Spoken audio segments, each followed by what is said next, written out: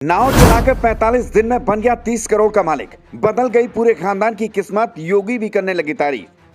घर की महिलाओं के जेवर बेचकर खरीदी थी नाव, अब किस्मत ने मारा ऐसा पलटा कि शहर के सबसे बड़े रईसों में होने लगी गिनती।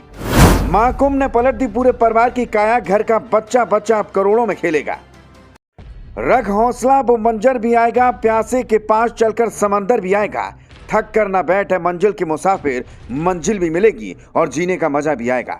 ये कहावत सटीक बैठती है प्रयागराज के पिंटू मेहरा पर, क्योंकि इस व्यक्ति ने इतनी परेशानियां उठाई, घर की महिलाओं के जेवर बेच दिए, खेत बेच दिया, घर गिरवी रख दिया, लेकिन हिम्मत नहीं हारी। और आज उसी का नतीजा है जो उसकी मेहनत रंग लाई और वो मात्र 45 दिनों में 30 करोड़ रुपए का मालिक बन गया। खुद मुख्यमंत्री योगी आदित्यनाथ उसकी सफलता की कहानी को हर तरफ बयां कर रहे हैं, लेकिन पिंटू ने मात्र 45 दिन में 30 करोड़ कैसे कमा लिए? क्या कोई खजाना मिल गया या फिर सच में उसकी मेहनत और आइडिया काम कर गया?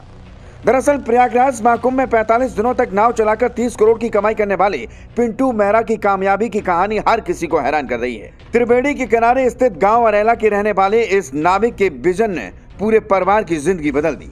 इस व्यक्ति ने नाव खरीदने के लिए घर की महिलाओं के गहने बेच दिए, घर तक गिरवी रखने की नौबत आ गई। लेकिन जब महाकुंभ खत्म हुआ तो पिंटू शहर के सबसे बड़े करोड़पतियों की कतार में शामिल हो गए।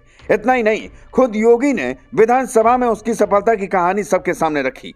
बता दें, प्रयागराज महाकुंभ के समापन के बाद इस महाकुंभ की उपलब्धियों की चर्चा आम हो रही है। विधानसभा के बजट सत्र में यूपी के सीएम योगी आदित्यनाथ ने महाकुंभ की जिस सफलता की कहानी को सदन के सामने रखकर सबको हैरत में डाल दिया, उस किरदार का नाम पिंटू मेहरा है। प्रयागराज के एरियल इलाके की नाव चलाने वाली 40 साल के पिंटू मेहरा का कहना है कि उसने महाकुंभ से पहले अपने पूरे परिवार के लिए 70 नावें खरीद डाली, जिसके लिए उसे घर की महिलाओं के जेवर बेचने पड़े, जमीन गिरवी रखने की नौबत आ गई। लेकिन जब महाकुंभ खत्म हुआ तो पूरे खानदान की किस्मत बदल गई। पिंटू के मुताबिक उनके यहाँ नाव चलाने का पुश्तैनी काम है। पिछले अर्ध कुंभ में उन्होंने भीड़ की जो स्थिति देखी, उससे उन्हें अंदाजा हो गया था कि इस बार बहुत भीड़ आने वाली है। इसलिए उन्होंने अपने परिवार का सब कुछ दांव पर लगाकर 70 नाव खरीदी, जिससे उनके पास 130 नाव हो गई। उनके परिवार में 100 से ज्यादा लोग हैं। इसके लिए उन्हें घर की महिलाओं ने भी मना किया। उनकी माँ भी उनसे नाराज हो गई, लेकिन उन्होंने किसी की नहीं सुनी। उनकी मां शकुंतला देवी कामयाबी को याद कर रो पड़ती हैं। उनका कहना है कि घर में बच्चों को पढ़ाने के लिए पैसे तक नहीं बचे थे, अब बच्चे पढ़ेंगे। वहीं सीएम योगी ने विधानसभा के बजट सत्र में इसी पिंटू मेहरा के परिवार का जिक्र किया था। उन्होंने सदन में बताया कि प्रयागराज महाकुंभ मेला के दौरान एक नाविक परिवार 30 करोड़ रुपए कमाए हैं। सीएम योगी आदित्यनाथ ने बताया कि इस नाविक परिवार के पास 130 नौकाएं थी। 45 दिनों की अवधि में इन लोगों ने शुद्ध 30 करोड़ रुपए कमा लिए। ये नाविक परिवार जिनके पास 130 नौकाएं थी, 45 दिनों की अवधि में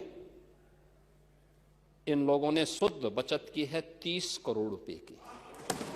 यानी एक नाव ने 45 दिनों में 23 लाख रुपए की बचत की है, कमाई की है। लेकिन वहां नाव चलाने वाला पिंटू कोई अकेला आदमी नहीं था। इसके जैसे सैकड़ों परिवार नाव चलाते थे, पर पिंटू ही करोड़पति क्यों बना? चलिए ये भी समझते हैं। दरअसल इस कहानी के केंद्र में है अरेल घाट पर नाविकों का टेंडर लेने वाला एक मेहरा परिवार, जिसके मुखिया बच्चा मेहरा का इलाके में दबदबा होता था। इसके नाम की तूती बुलती थी। स्थानीय दबंग पप्पू गंजिया के साथ उसकी अदावत जग जाहिर थी। जेल में बच्चा मेहरा की मौत के बाद उसके बेटे पिंटू मेहरा ने जिम्मेदारी संभाली। उसने अपराध की जगह नाव के धंधे पर फोकस किया। संयोग ऐसा कि महाकुंभ आ गया और फिर उसके परिवार की किस्मत बदल गई। हालांकि जानकारी के मुताबिक पिंटू भी एक हिस्ट्री सीटर है। खैर, अब वो शहर के नामी रईसों में से एक बन गया। Bureau report.